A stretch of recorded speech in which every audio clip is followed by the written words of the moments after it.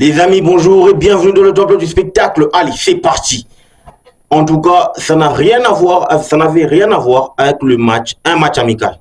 Sérieux, c'était un match super important pour les deux sélections. Je vous le signale parce qu'il y avait un enjeu. Premièrement, promouvoir, n'est-ce pas, lutter contre le racisme. Deuxièmement, il y avait une invincibilité à aller conserver pour l'équipe du Brésil. Avant que je ne puisse développer cette vidéo, je te demande de t'abonner, de liker, de partager, car c'est très important. Merci, grâce à toi, on est en train d'atteindre le 2K sur cette chaîne. Donc, en gros, grâce à ton apport, c'est mieux que tu puisses me faire grandir. Allez, let's go.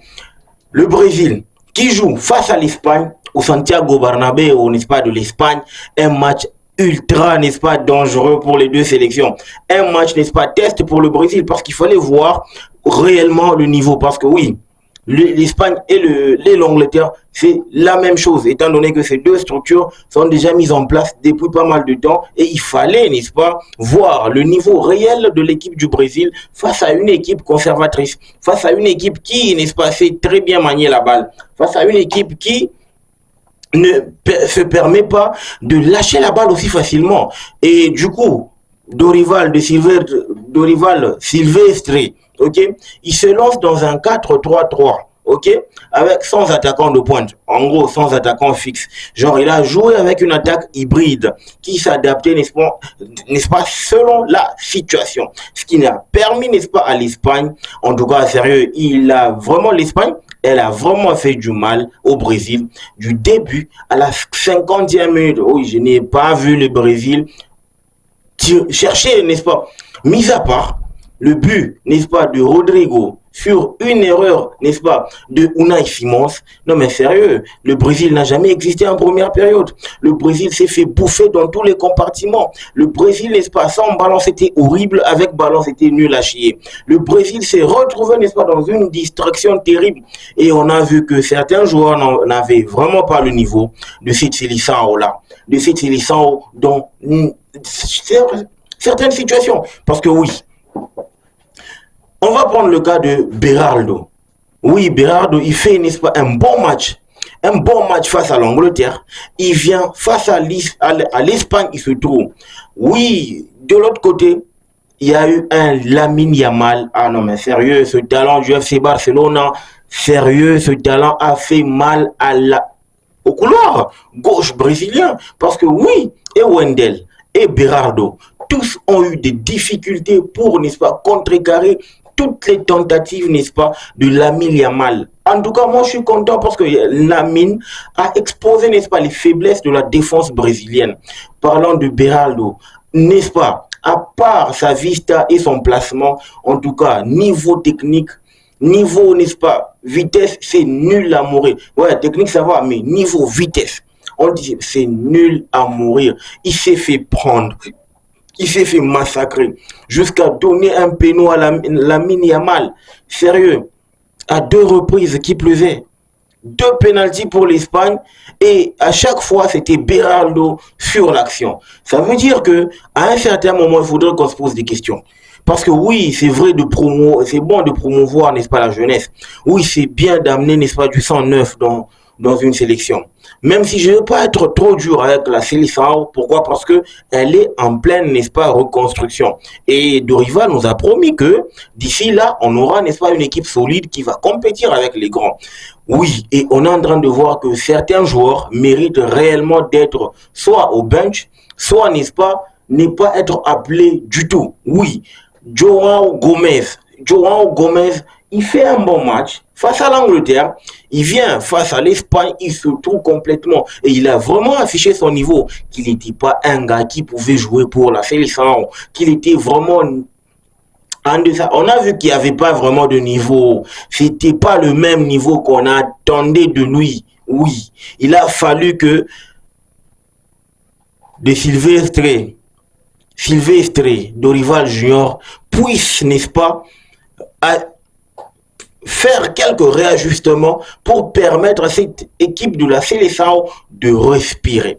Tout a commencé, n'est-ce pas, en deuxième période. Parce que oui, la première période, elle a été contrôlée minutieusement, facilement par l'Espagne.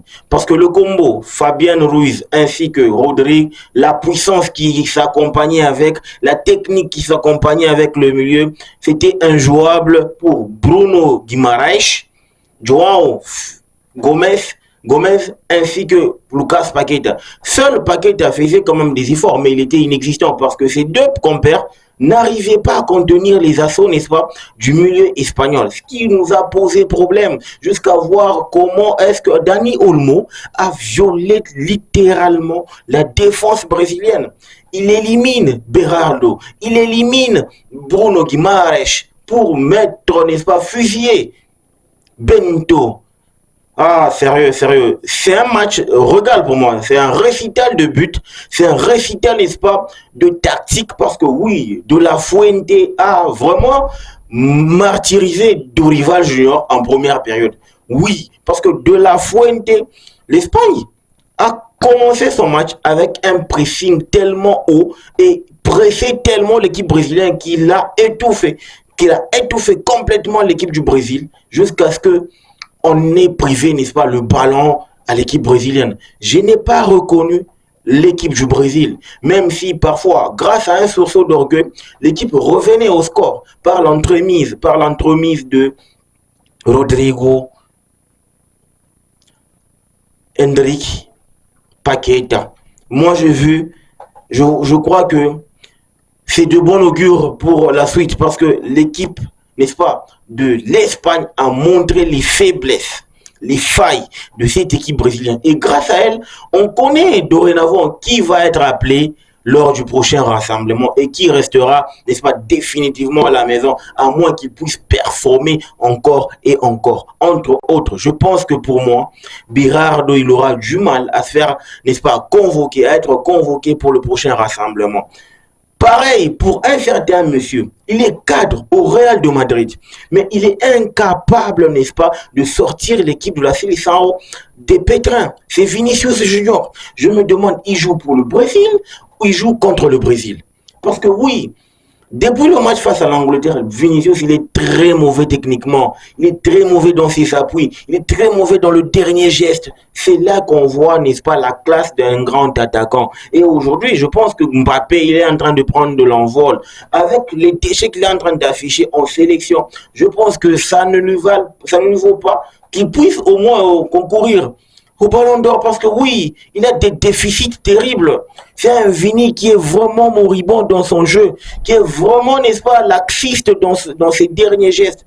Il ne fait aucun effort pour performer. Je me demande comment un joueur qui veut à ce qu'il soit mis en lumière puisse jouer de cette façon-là, puisse performer de cette façon-là. Mais Vinicius Junior, tu es cadre de la sélection. Tu dois normalement permettre à ce que ton équipe puisse bien jouer. Tu dois prendre, n'est-ce pas, sur ton équipe sur les épaules et permettre, n'est-ce pas, à ton équipe de s'appuyer sur toi. Mais à chaque fois, c'était un certain Rodrigo. Moi, ce que j'aime avec Rodrigo, c'est que c'est un joueur qui a un QI élevé. Et il a su performer jusqu'à obtenir son but. Et c'était le seul joueur qui titillait la défense, n'est-ce pas, de l'Espagne. Ça prouve à suffisance que, pour moi, je pense que, mis à part, n'est-ce pas, la popularité, la visibilité, je pense que Rodrigo, il est beaucoup plus mature, beaucoup plus entreprenant dans l'équipe de la sélection du Brésil par rapport à Vini. Vini, depuis qu'il est là, ses stats, n'est-ce pas? Les stats en disent non. Parce que oui, même au travers des stats, Vini n'arrive pas à donner, n'est-ce pas, satisfaction au sein de cette sélection. Moi, c'est ce que je suis en train de voir. C'est le sentiment que j'ai actuellement. C'est vrai que Vini, il joue contre nous. Quand il est en équipe du Brésil, ce n'est pas le Vini qu'on voit avec le Real de Madrid. C'est un Vini qui se cache. Il veut pas prendre ses responsabilités. C'est un gars qui se cache. Réellement, il veut pas prendre ses responsabilités pour mettre en avant son talent. Aujourd'hui, c'est Hendrick qui fait un match sensationnel. En tout cas, les gars, vous n'avez aucune idée, n'est-ce pas, de comment est-ce que ce gars-là est très bon. En tout cas, il va faire les beaux jours du Real de Madrid. Hendrick, il est très bon. Conservation de balle, vitesse, n'est-ce pas? Technique, il est très bon. Aujourd'hui, il a montré face, n'est-ce pas, face à à l'Espagne. Oui, je ne voulais pas, n'est-ce pas, finir ce débrief sans mentionner, n'est-ce pas, le talent, le calme, la responsabilité aujourd'hui de Bento, le gardien du Brésil. En tout cas, il est très fort sur sa ligne. Même s'il doit corriger ses sorties aériennes, mais il est très fort sur sa ligne. Il est très sobre sur sa ligne et il fait fort. Le tir qui sort de Rodrigo. Oh, non, non, non, non, non, non, non.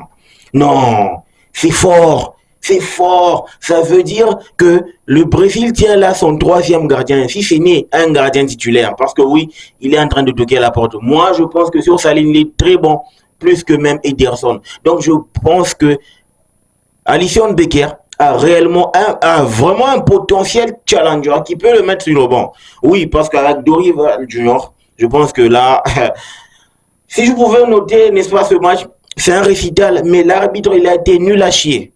Il a été nul à mourir. Je n'ai jamais vu un arbitrage aussi de bas niveau que ce que j'ai vu aujourd'hui. Même face à l'Angleterre, on a eu quand même droit à un très bon arbitrage de la part de l'autre Portugais. Mais celui-ci, il a niqué sérieusement ce match. Il a énervé les joueurs dans tous les deux compartiments. Il n'a vraiment pas su comment, n'est-ce pas, gérer cette rencontre. J'ai senti que c'était un arbitre qui était vraiment amateur et il n'a pas permis à ce que cette équipe puisse se retrouver. Donc, en gros, c'est quoi la prochaine étape? La prochaine étape, c'est que le Brésil va, n'est-ce pas, se rassembler pour reconstruire. La reconstruction continue, les bras au cas. Nous, on est là pour suivre, n'est-ce pas, de près les prestations de cette sélection du Brésil. On est là, on la tient. Et c'est pour ça que je me dis, Dorival a quand même eu, n'est-ce pas, des bonnes sensations durant cette trêve.